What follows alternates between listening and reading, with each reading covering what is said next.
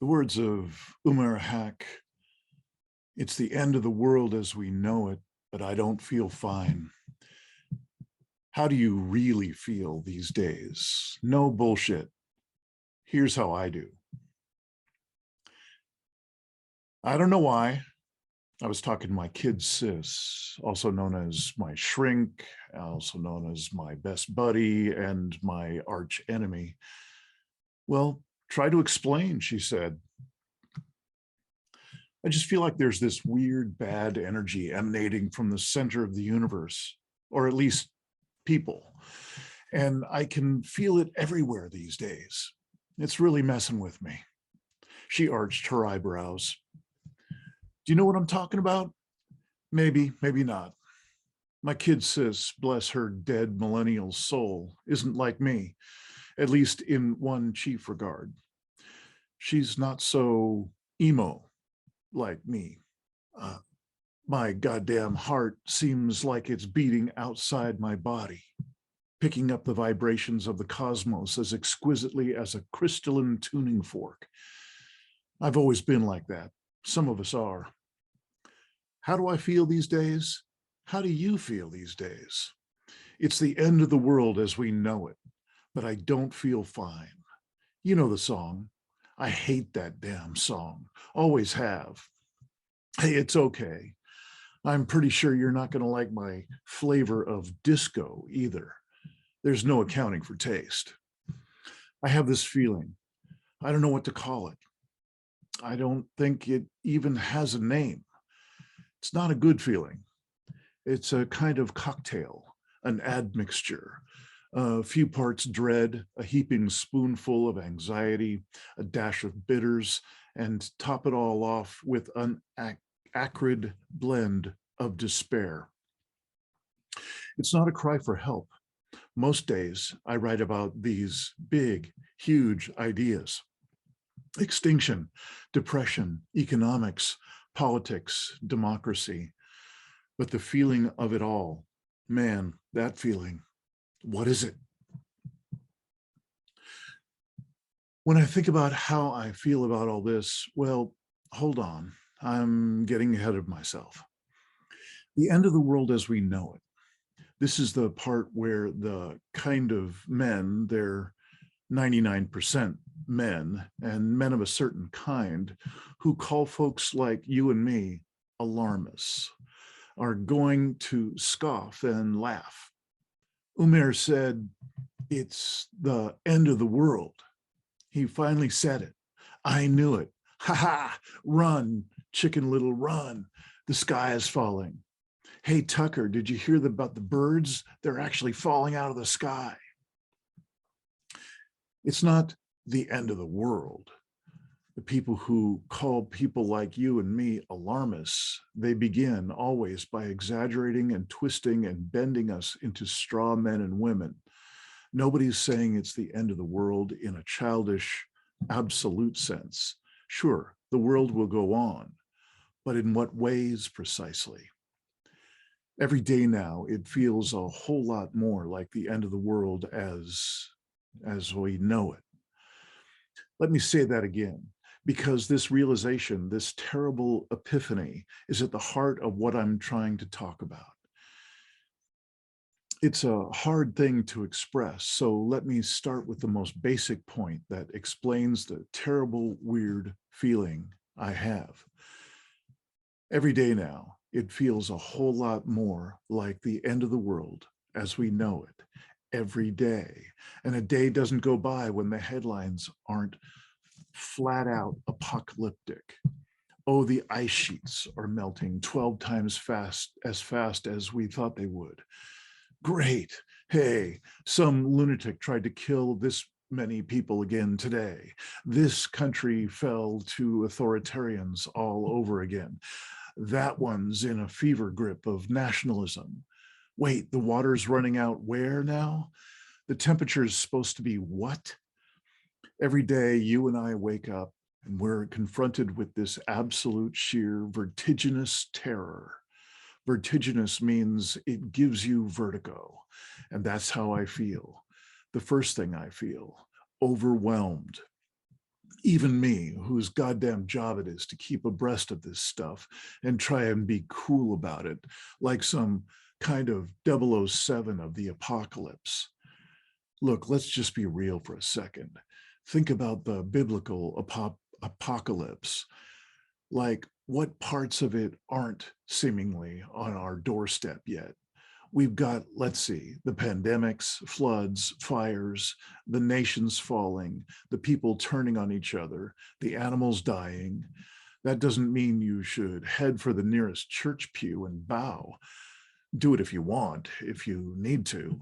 I'm just pointing out that it's literally getting classically and literally apocalyptic out there. The first thing I feel is overwhelmed. I feel dizzy some days, just trying to keep pace with the madness. You know what I mean. There's so much dystopia. Go ahead and choose your flavor of collapse. What'll it be? Theocracy? Step right up. Fascism? Authoritarianism? Nationalism? Hate? Spite? Idiocy? Self-destruction? Overconsumption, impoverishment, war, conflict. It's like Satan's having a party these days. And guess what? We're all the guests of honor and the damned about to be burned eternally in the flames. Like I said, biblical. The world as we know it feels like it's coming to an end because it is. There's very, very little doubt left on that score. I mean, that formally. Democracy is backsliding, as political scientists say, or as the rest of us call it, imploding.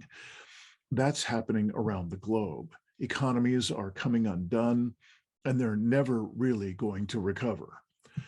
A way of life based on hyperconsumption of fossil fuels, all for us walking apes to play status games, to beat our chests, rise above the rest in dominance hierarchies, symbolically killing the next ape by having more stuff than them. That's all coming to a swift, certain end. It's ending in shortage, inflation, poverty, despair, fascism, hate, and ruin. Cue the alarmists again and hold on while the terrified masses go on calling us names while they go down with the burning, listing, sinking, starving ship. The world as we know it is suddenly vanishing like a sandcastle in the wet, jagged tears of an approaching Category 10 hurricane. Poof, going, gone. You can feel it by the day. I think all of us can. I don't think you have to be this caricature of a tortured artiste like Umair Van Gogh or over here to feel it deep in your shuddering bones. Everyone feels it. But some of us deal with it differently. Some of us are more adept at burying it, disassembling, lying to ourselves about it. We go right on with the motions of our daily lives. It's the end of the world as we know it, and I feel fine. Hey, is that why you seem to be a human hair trigger, or maybe a hand grenade, perpetually 5 seconds away from exploding and scattering shrapnel all over 100-meter radius? This is what I see when I go out these days. I don't just feel it, though. That too. I see it on people's face, in their expressions, in their body languages, their blank stares and their grimacing faces. This is just the way we are now, pretending to be fine, while the world as we know it comes to a swift, certain, final end.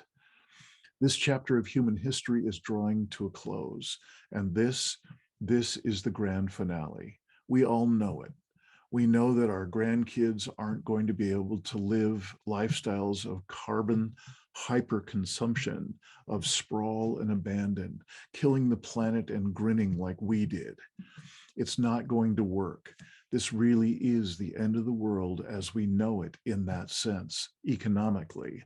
And because economics is everything, politically and socially and culturally too. The new world, as they say, hasn't yet been born. There's no politics of the thing that's the opposite of extinction, no economics of it, no culture of it. We don't even have a word for it. Nourishing life on planet Earth, zoonosis, econogenesis, who knows? My word is eudaimonia for all beings.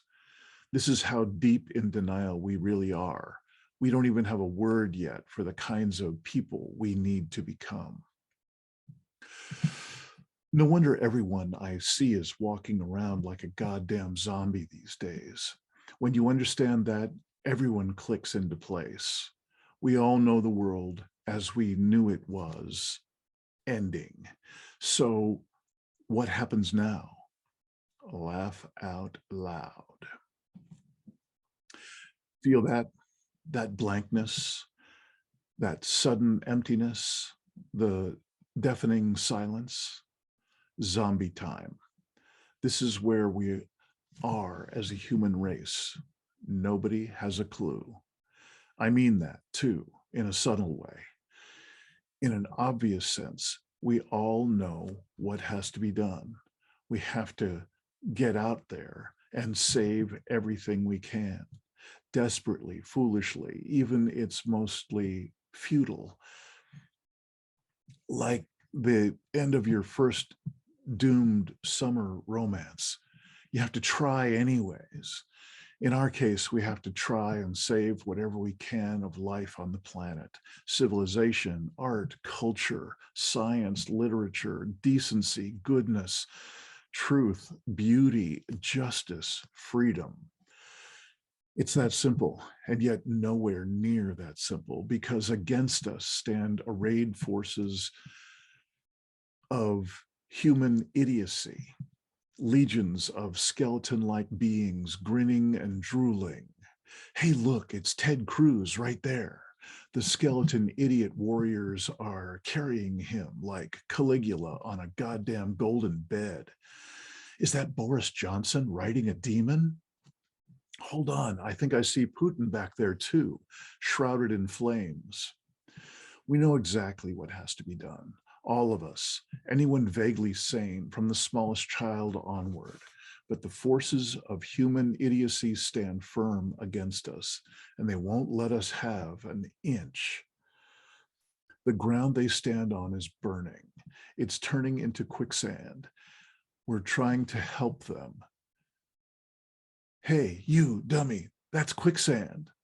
But these idiots, they're fighting us. And so we can't cross the gap and get to the other side. We're just trapped here at the end of the goddamn world. That's the only way I can sum up the feeling I have. We're trapped at the end of the world as we know it, and every day it becomes more and more obvious. The creeping feeling of it all. Do you know what I mean? It's creepy, literally.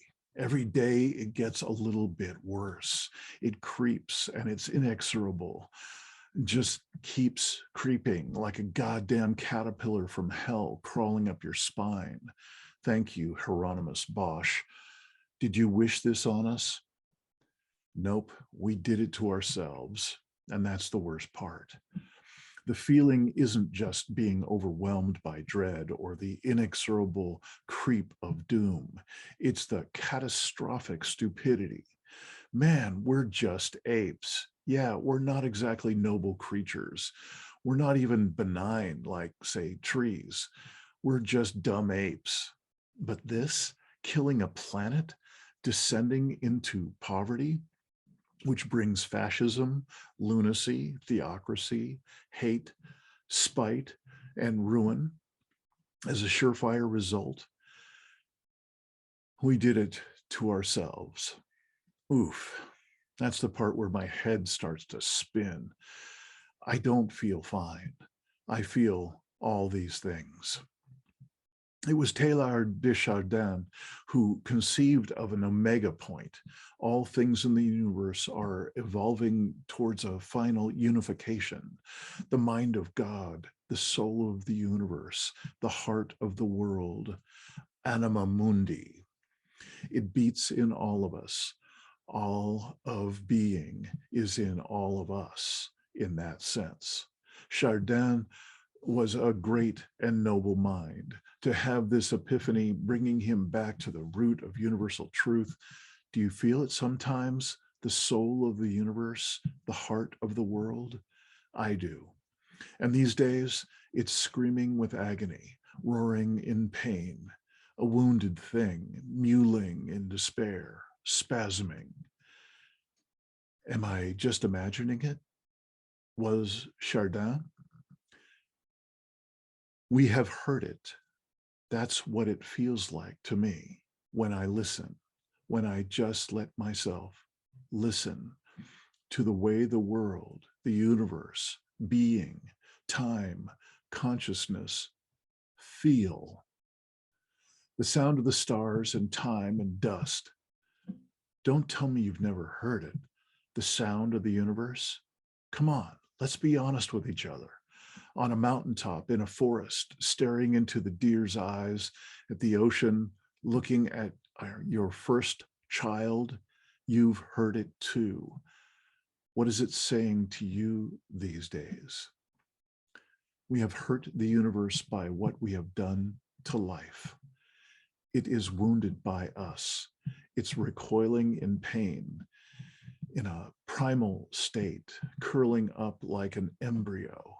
And perhaps it has sent to its emissaries to destroy us. They're not demons and they're not angels. They're just forces.